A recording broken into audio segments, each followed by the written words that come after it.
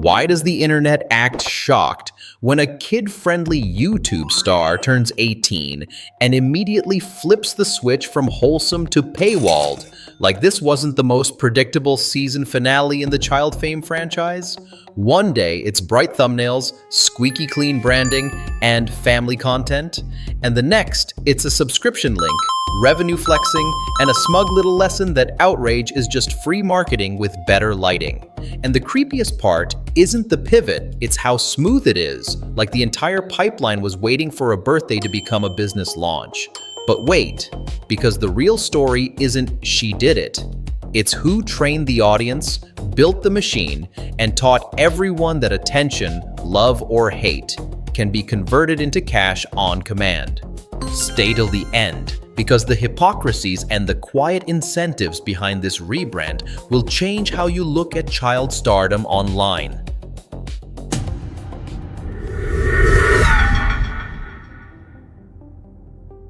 At first glance, it looks like a clean, almost corporate rebrand. So clean it barely feels human.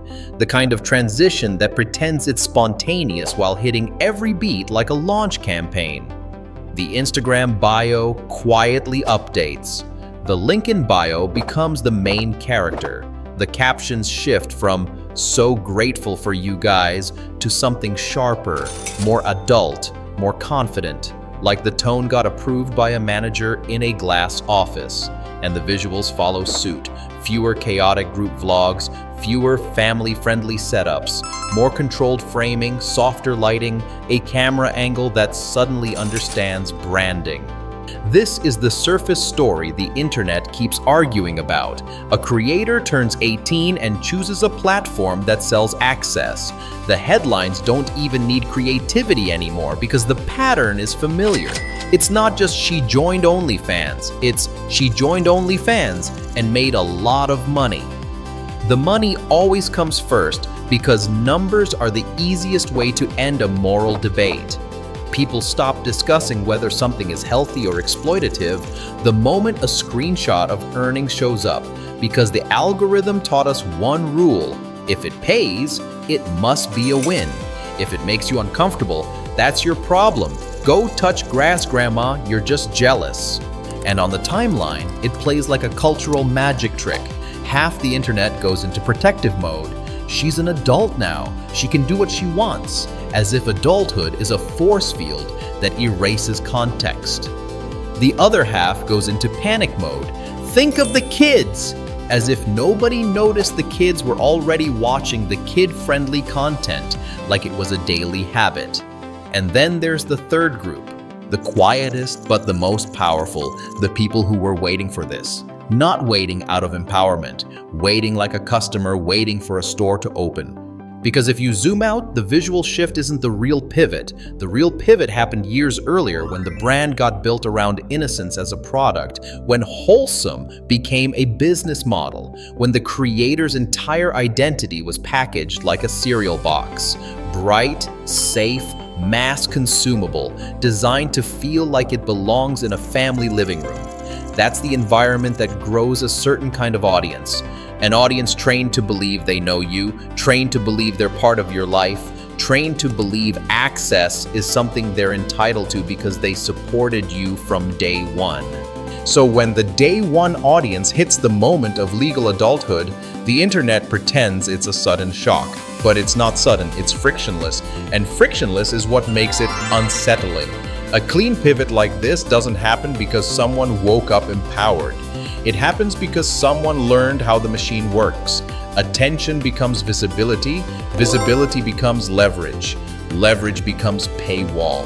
The same crowd that loved you for being pure becomes the crowd that proves how profitable it is to be controversial. And the creator doesn't even need to insult the critics. She just needs to say the quiet part out loud. Hate is conversion. Outrage is distribution. That's why the surface level aesthetics matter. The controlled lighting, the calm voice, the "I'm owning my narrative" language. It's not just style, it's insulation. It makes the pivot look like a confident choice, not an outcome shaped by years of being filmed, marketed, consumed, and rewarded for being consumable. It turns a complicated pipeline into a simple story. I chose this. And maybe she did. But the question isn't whether she had a choice. The question is what that choice was made inside of. Because in the background, there's always a structure that doesn't show up in the TikTok clip. There are adults who understand monetization better than any teenager ever will. There are contracts, negotiations, brand safety conversations, platform strategies, revenue splits. There are incentives to keep the audience emotionally hooked, not just watching, but defending, attacking, debating, boosting. If the pivot creates backlash, that backlash is fuel.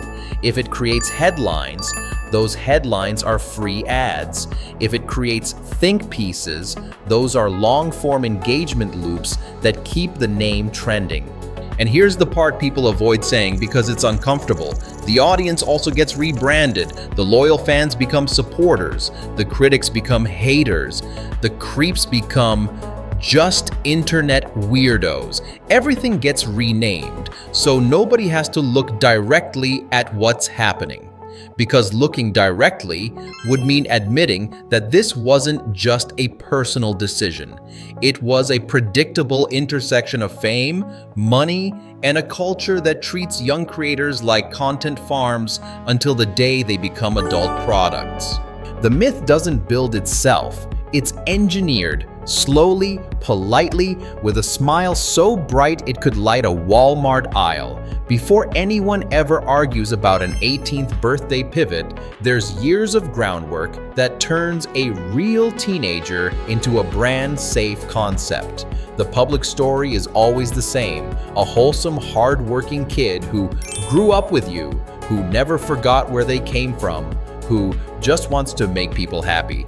It's innocence packaged as a product, shipped weekly, optimized for autoplay. First comes the vocabulary, not followers. Family, not fans. Besties, not content. Memories. The audience isn't watching a show. They're allegedly participating in a childhood. And that framing is powerful because it turns consumption into morality.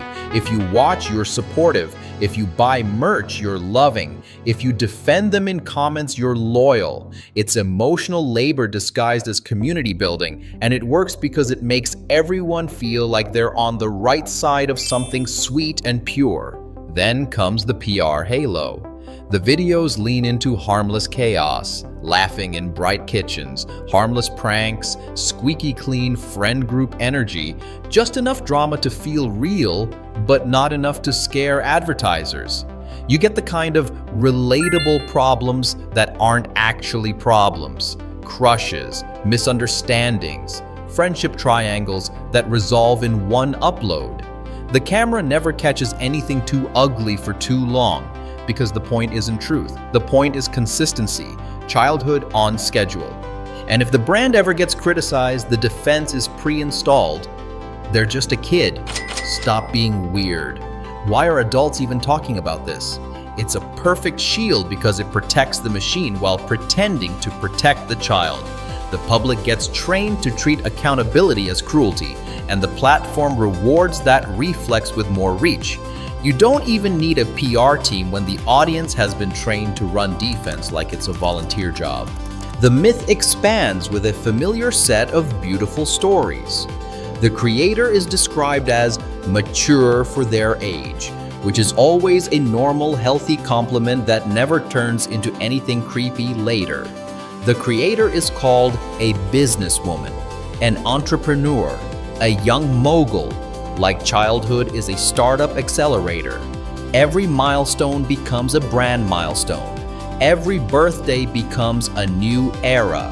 Every haircut, every aesthetic tweak, every shift in tone gets framed as personal growth, when it's usually just audience segmentation wearing mascara.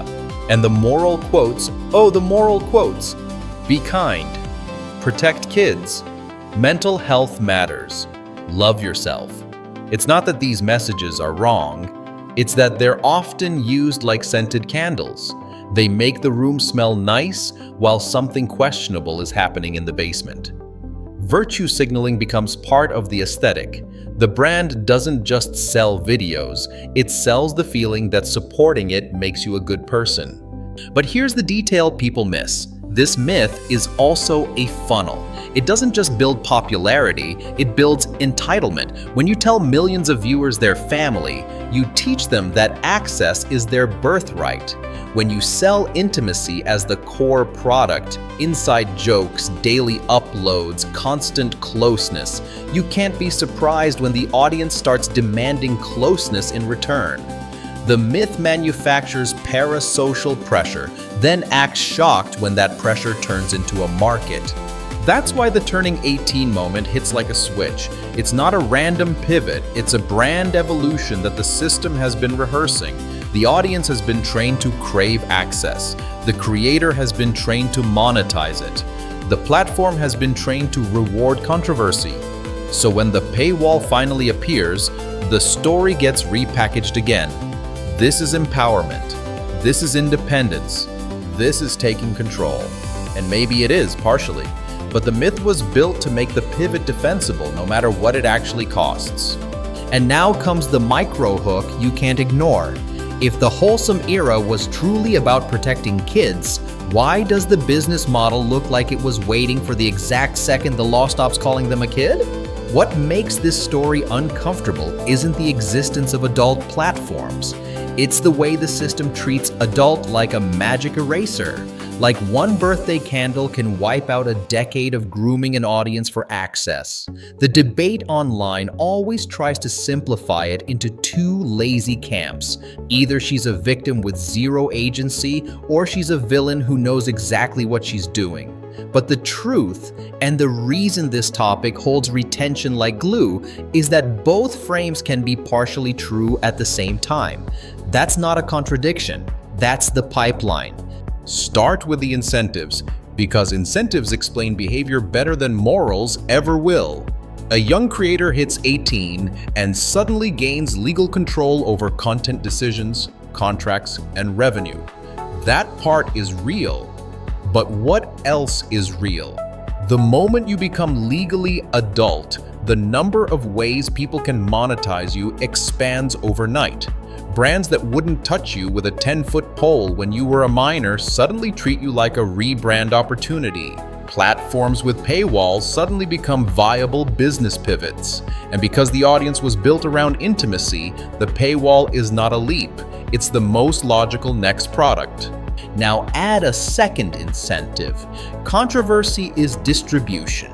A wholesome creator can be famous, sure, but a controversial creator becomes unavoidable.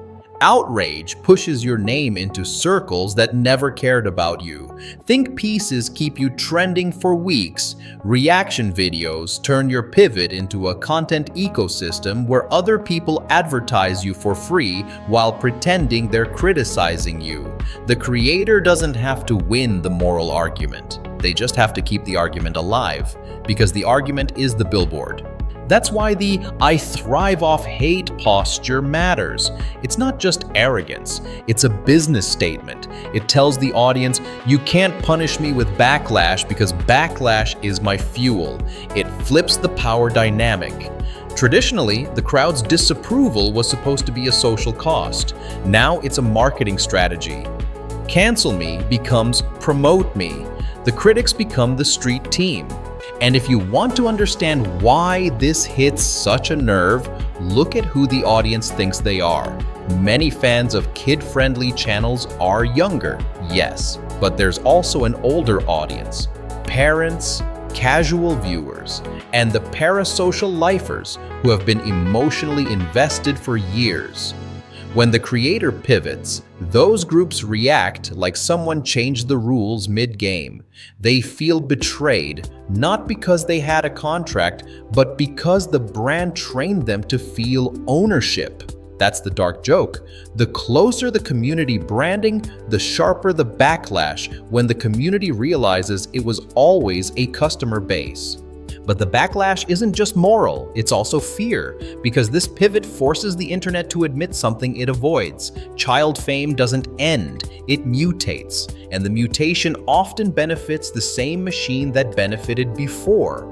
If childhood content built the audience, adulthood content monetizes the audience. And if the pivot is timed to legal adulthood, it creates a perverse sense of inevitability, like the system is designed to ride the line as long as possible, then sprint across it the moment it's allowed. That's where the ethical discomfort spikes. The audience sees the adult content and suddenly reinterprets the kid era. Clips that once felt innocent now feel like marketing for a future paywall. Old jokes feel different. Old thumbnails feel like bait. Old "we're a family" language feels like a long con. And the creator may not have intended it that way, but intention isn't the only thing that matters. When your entire career is monetizing your own growing up, the timeline itself becomes a product. Now layer in the adults behind the scenes. People love to pretend these pivots are impulsive, like a teen woke up and said, "I'm doing OnlyFans today." Be serious. Major rebrands require planning. Branding changes, rollout timing, PR risk assessment, legal considerations, content strategy. Somebody is advising, managing, optimizing. Even if the creator is the final decision maker, the ecosystem around them is built to extract value from every moment, especially moments that polarize. And the most cynical part? The system can sell both narratives at once. It can sell empowerment to supporters and sell disgust to critics. It can sell "she's owning her sexuality" on one side and "look how far society has fallen" on the other. Both sides are content. Both sides generate clicks. Both sides keep the name circulating. The machine doesn't care which moral you choose, as long as you keep watching. This is where the conversation gets real. People say "she's an adult, let her live," but they don't ask why the entire internet was watching her as a child in the first place. People say "this is disgusting," but they don't ask why the platforms encouraged obsessive parasocial attachment for years. People scream about protecting kids, but they only get loud when the shift becomes sexual, like the years of monetized childhood weren't already a red flag. So the question isn't just, is she allowed to do this? Obviously she is. The better question, the one that keeps viewers locked in, is why does this feel less like a personal choice and more like the natural endpoint of a system that has been converting childhood into revenue the entire time? Zoom out for a second, and this stops being internet drama and starts looking like a case study in how modern status works. Because what you're really watching isn't just a creator changing platforms, it's a society that has turned visibility into currency and then pretended to be shocked when people spend it in the most profitable place. We live in an attention economy that punishes nuance and rewards escalation. A normal career move doesn't trend. A polarizing pivot does. And the algorithm doesn't ask whether the conversation is healthy. It asks whether the conversation is loud. That's why the debate instantly becomes theatrical. People aren't just reacting, they're performing their reaction for an audience. Outrage becomes identity. "I support her" and "I'm disgusted" aren't just opinions, they're social signals. Both sides farm validation. Both sides, ironically, help the machine. This is also about how we treat growing up online. Offline, adulthood is messy, gradual, private. Online, it's a switch you can monetize. That's why the 18th birthday pivot hits so hard. It exposes the weird legal fiction we all quietly rely on. As if the day before 18 is a sacred protected zone and the day after 18 is open season. The law draws a line because it has to. But platforms and audiences often weaponize that line to avoid asking deeper questions. What did years of constant filming do to a kid's sense of self? What does it do to an audience to watch someone's childhood like a long-running series? And why do we only start talking about harm when the content becomes explicitly sexual instead of when it becomes relentlessly commercial? There's a cultural hypocrisy here that people don't like admitting. We demand authenticity, then we punish it unless it's profitable. We claim to care about protecting minors. Then we build massive audiences around minors and call it family entertainment. We say parasocial obsession is creepy, but the entire creator economy runs on closeness as a product, daily access, emotional confessionals, the illusion of friendship. So when a paywall appears, it's not a sudden moral crisis, it's the logical conclusion of a system that trained viewers to crave intimacy and trained creators to sell it. And finally, this is about power, not just the creator's power to choose, but the platform's power to set the rules and the audience's power to reward whatever feels most intense. The scariest part is how predictable it all is.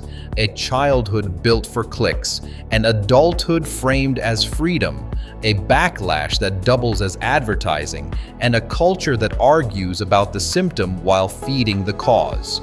So no, the headline isn't "She turned 18 and joined a paywall." That's the surface. The real headline is this: the internet built a business out of watching someone grow up and then acted offended when the business kept doing business.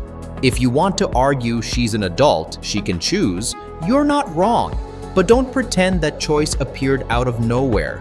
It was shaped by years of being rewarded for attention, trained to treat identity as a product, and surrounded by a system that turns every life milestone into a monetization event. And if you want to argue this is disgusting, fine. But be honest about what disgust is aimed at. Is it aimed at the creator? Or at the fact that the pipeline works? Because the ugliest truth is that the platform doesn't care whether you approve. It only cares that you can't look away. Here's the punchline the algorithm understands perfectly. In 2026, outrage isn't a consequence. Outrage is a budget. Hate isn't a warning sign. Hate is a growth strategy. And the moment you realize that, you stop asking how could she do this and start asking the only question that matters. Why did we build an internet where this was the most predictable ending possible?